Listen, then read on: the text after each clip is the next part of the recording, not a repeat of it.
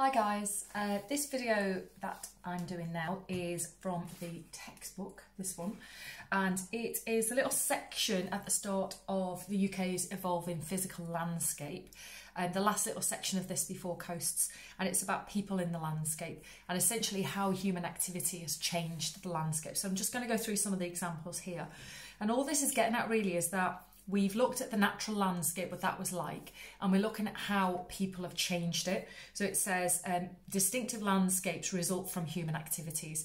So we're going to look at different ways that people have changed the landscape just overall.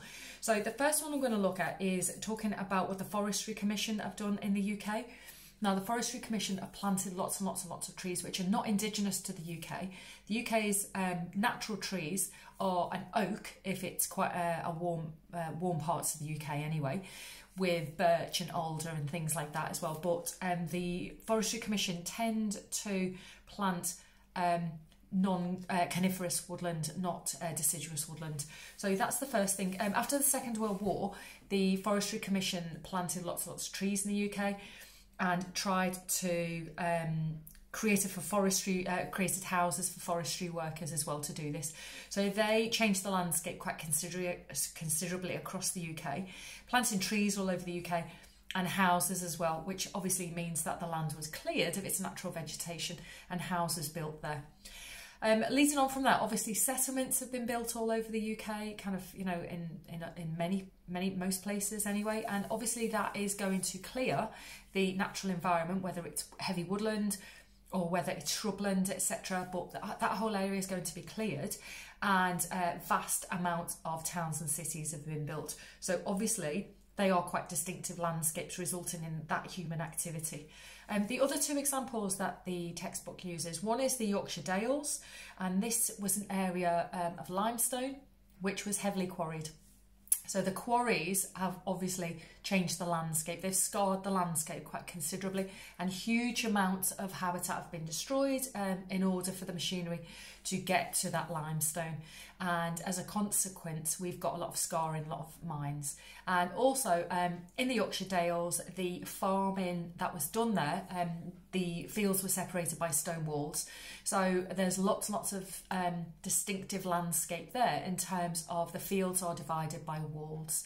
So that is quite a distinctive landscape. Also, there's a lot of buildings been built up there, especially things called longhouses, which were kind of built further up the valleys that the people could live in, but they could also store hay and bring the cattle, the sheep, I should say, into the area when the weather got a bit nasty and stuff like that.